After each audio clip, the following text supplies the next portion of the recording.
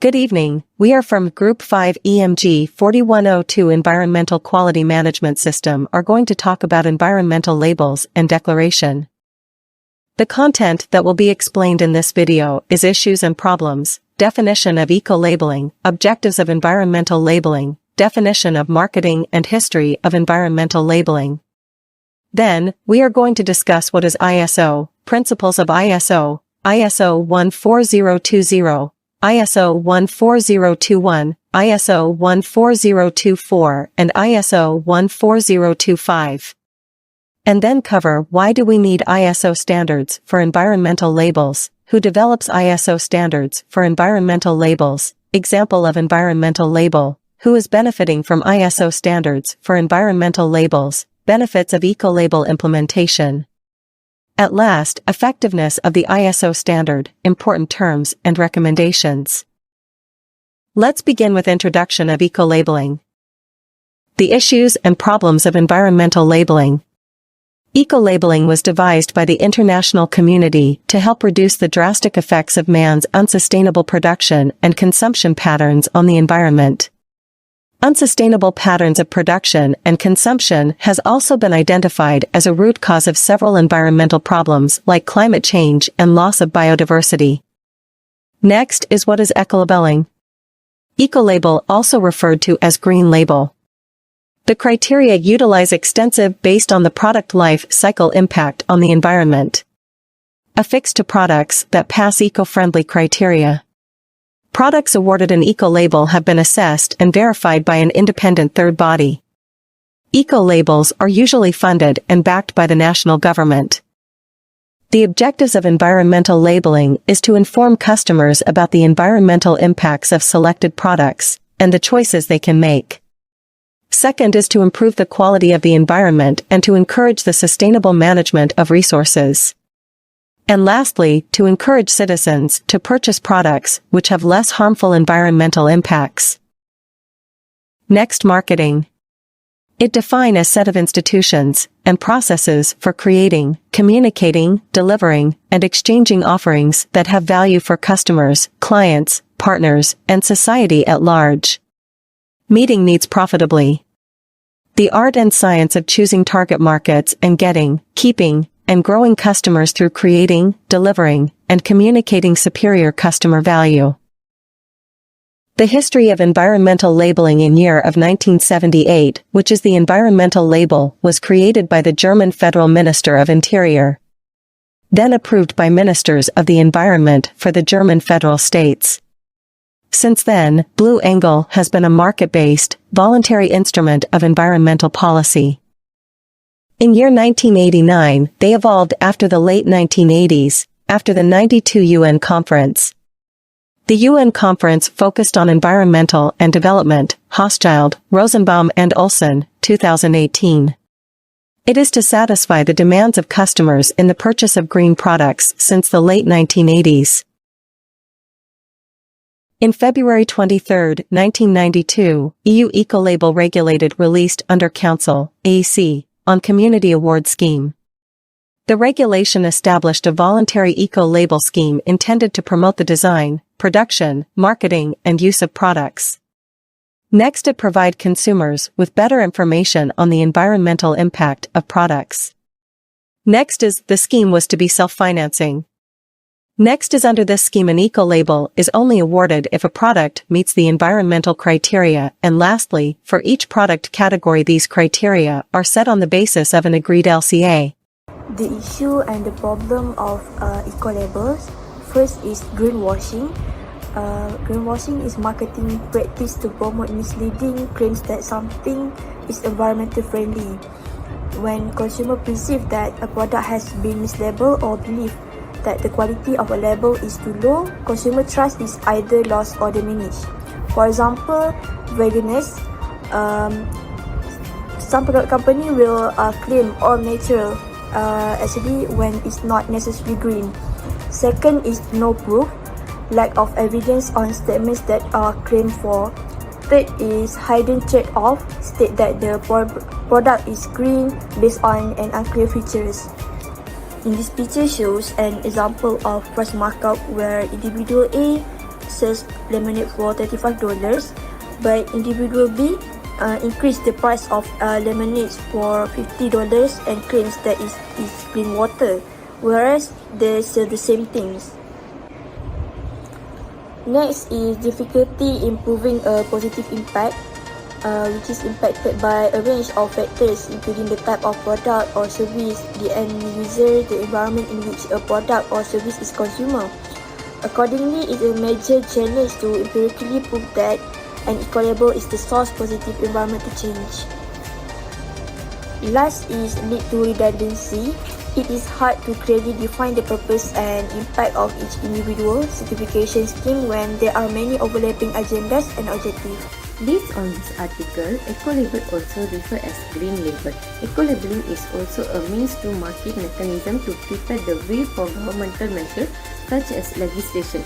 Eco-labeling is only one type of environmental performance labeling and refers specifically to the provision of information to consumers about the relative environmental quality of a product. Eco-labeling is a voluntary method of environmental performance certification and labeling that is practiced around the world. An eco-label identifies product or service proven to be environmental preferable within a specific category, in contrast to green symbols or claim statements developed by manufacturers and service providers. The most credible labels are awarded by an impartial third party for specific product or service that have independently determined to meet transparent environmental leadership criteria based on life cycle consideration. Hello everyone, in this video I am going to talk about green marketing. Green marketing is the set of marketing activities which start from the procurement of the product to delivery of the product to the end user in a greener way. Green marketing practices are nowadays gaining wide acceptance among various marketing practices. Greening the business is not only helpful in getting the green products to the consumer, which may be better for their health and environment, but it also helps the business as a kind of strategy for enjoying a competitive advantage and strengthening the brand image. On the other hand, eco-labeling is one of the important tools for the green marketing as it helps to differentiate the green products from non-green products. Hi, my name is Sandra. So today I will share about the additional information about environmental labeling. So environmental labeling is a way to promote consumer behavior and sustainable development. This is as identified by Agenda 31 of Rio Earth Summit in 1992. This has not only led to internalization of environmental impacts and the issues associated with products and their manufacturing process, but also influence consumption behavior of the people. Environmental label also act as a guide for consumers on environmental sound products and help in drawing attention of less informed consumers on environmental issues due to a product or service. In addition, environmental product labels create a vicious cycle, that is, consumers create market for eco-friendly products and manufacturers are encouraged to adapt products or process to obtain eco label. And these environmental product labels usually cover a wide range of environmental impacts across the lifetime of the product, starting from raw material extraction, production to use, and also the disposal. Although this can be classified and characterized in various ways, there are two main points of differentiation, that is, whether a particular scheme is mandatory or voluntary and whether it is carried out independently or issued by a third party. I think that's all for me. Thank you. History of environmental labeling.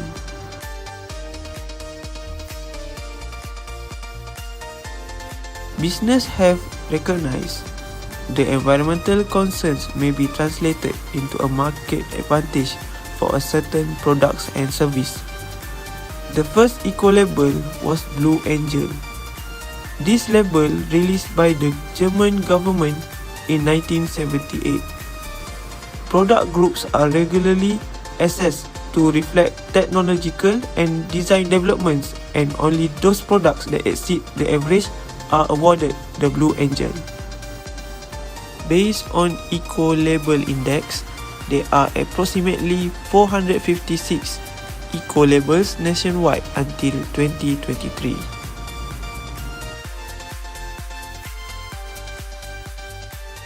Now we are going to explain about the ISO.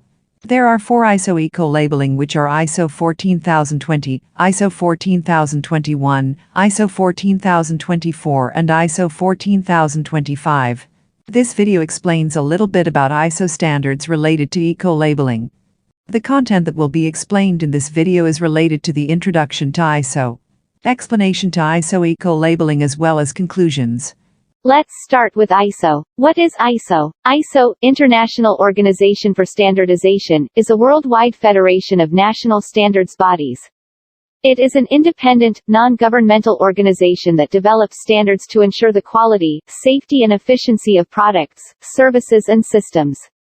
And also it develops and publishes a wide range of proprietary, industrial, and commercial standards and is composed of representatives from various national standards organizations.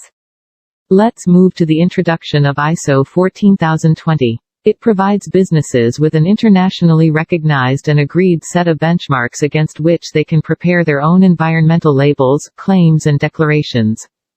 In ISO 14020, there is an affirmed principle, in general. It establishes the guiding principles for the development and use of environmental labels and declarations. It is aimed at businesses wanting to develop an environmental label or claim, as it describes the principles to ensure they provide accurate and credible information. It outlines the principles that underpin all the other standards in the 14020 series and can be used by those making environmental claims for which specific standards have not yet been developed. There are 9 principles in place that outlines the standard that must be followed to guarantee that accurate and reliable information is provided. The first principle emphasized is environmental labels and declarations shall be accurate, verifiable, relevant, and not misleading. The second principle is procedures and requirements for environmental labels and declarations shall not be prepared, adopted, or applied with a view to, or with the effect of, creating unnecessary obstacles to international trade.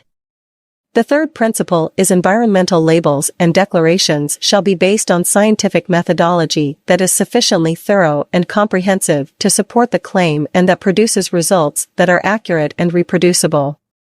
The fourth principle is information concerning the procedure, methodology, and any criteria used to support environmental labels and declarations shall be available and provided upon request to all interested parties. The fifth principle is the development of environmental labels and declarations shall take into consideration all relevant aspects of the life cycle of the product. The sixth principle is environmental labels and declarations shall not inhibit innovation that maintains, or has the potential to improve, environmental performance. The seventh principle is any administrative requirements of information demands related to environmental labels and declarations shall be limited to those necessary to establish conformance with applicable criteria and standards of the labels and declarations. The 8 principles of the process of developing environmental labels and declarations should include an open, participatory consultation with interested parties. Lastly, information on the environmental aspects of products and services relevant to an environmental label or declaration shall be available to purchasers and potential purchasers from the party making the environmental label or declaration. Now we are going to look at ISO 14021. It created a need for environmental labeling standards, which applied to all relevant aspects of the life cycle of the product developed. The manufacturers, importers, distributors, retailers, or anyone else who may benefit may make such self-declared environmental claims. It intended to provide an international harmonization of widely used self-declared environmental claims and declarations that would serve as an alternative to regulations. The Type 2 eco-label self-declared environmental claims is commonly known as eco-labeling schemes for selecting product categories, product environmental criteria, product function characteristics, and for assessing and demonstrating compliance. It also can give credibility to environmental claims made by manufacturers, marketers, and resellers for products or services. Furthermore, ISO 14021 helps in avoiding confusion, barriers to trade and unfair competition. Secondly, it helps in identifying and defining a number of widely used claim terms. And lastly, outlines each term's evaluation techniques in order to guarantee that they are both legitimate and scientifically sound. Next is ISO 14024.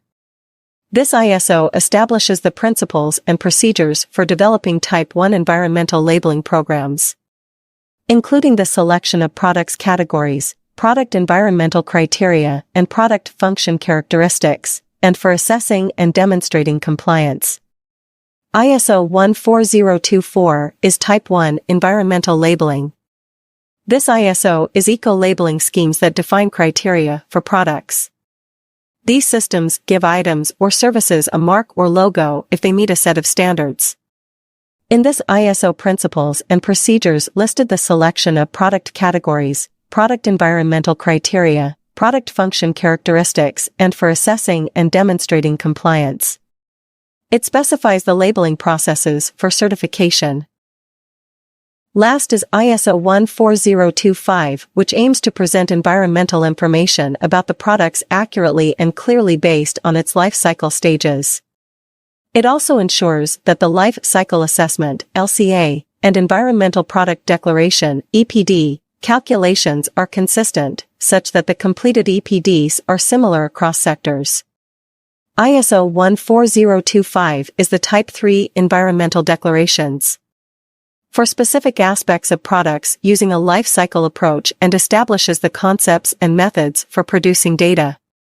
Declarations allow comparison between comparable items by displaying quantitative environmental information about a product's life cycle, which is useful in business-to-business communication in fulfilling regulatory requirements. In conclusion, each ISO has its own details related to eco-label, but puts environmental principles as a priority.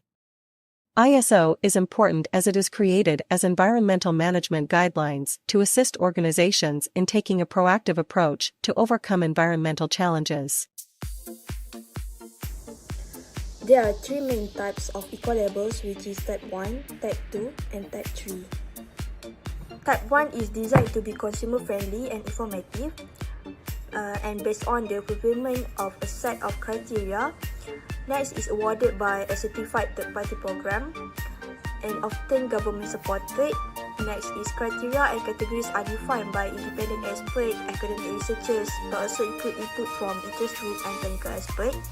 Next is evaluation and selection requirements are available to the public.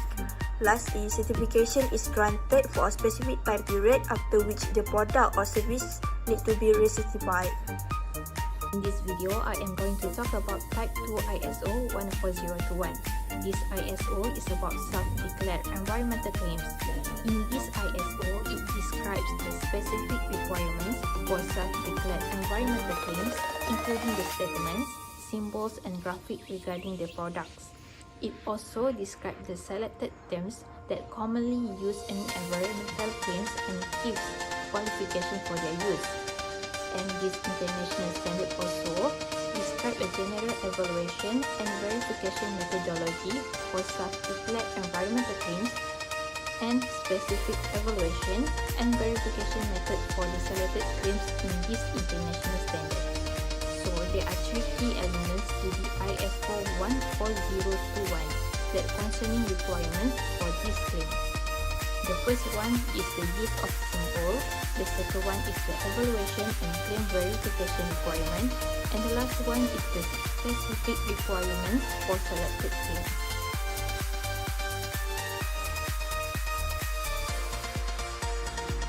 This is an approach that specifies a format for reporting quantifiable life cycle data, environmental loads such as energy use, emissions generated, and etc.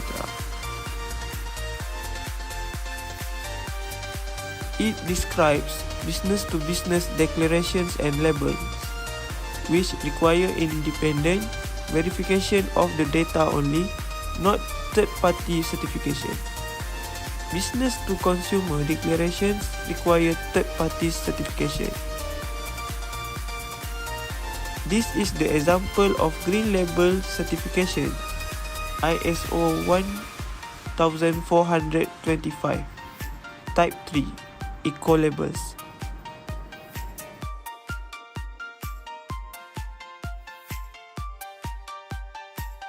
Assalamualaikum and hi, my name is Nufitra binti Aziz. So I'm going to share about a few agencies that are related to environmental labeling in Malaysia, and that include the Malaysian Green Technology and Climate Change Corporation, that is MGTC, was formerly known as Malaysian Green Technology Corporation or GreenTech.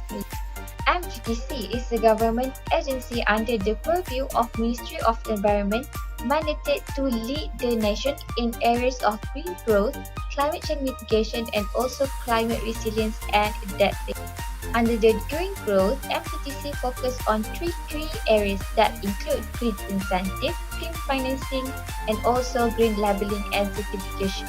The next one is SIRIM QAS International Sdn Bhd, that is Malaysia's leading testing, inspection and certification body.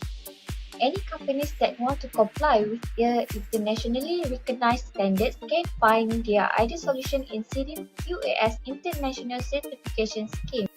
As a partner of International Certification Network, that is ICONET, SIRIM management system certificates are globally recognized. The SIRIM Eco-Labeling certification will enhance a brand image and its manufacturer reputation as an environmentally friendly company. I think that's all from me. Thank you. Hi. In this video, I will show to everyone article that I found on the internet about environmental label and declaration. As you can see in your screen, the title of that article is Environmental Product Declaration, Exploring the Evaluations and the Factor Affecting the Demand in Europe. So this is the result from the article. The results show that 58% of analyzed companies are lead to require an EPD by the combinations of internal and external requirements. Since in the figure, company give more importance to the external one when making a decision. More specifically, complying with the company environmental policy and improve its corporate image are the main factor when acquiring this tool. Generally, companies are lead to acquire an EPD by the combinations of the internal and external requirement. Improve its corporate image is determined as a factor which lead them to choose the EPD as the tool for environmental communication. Alright, thank you.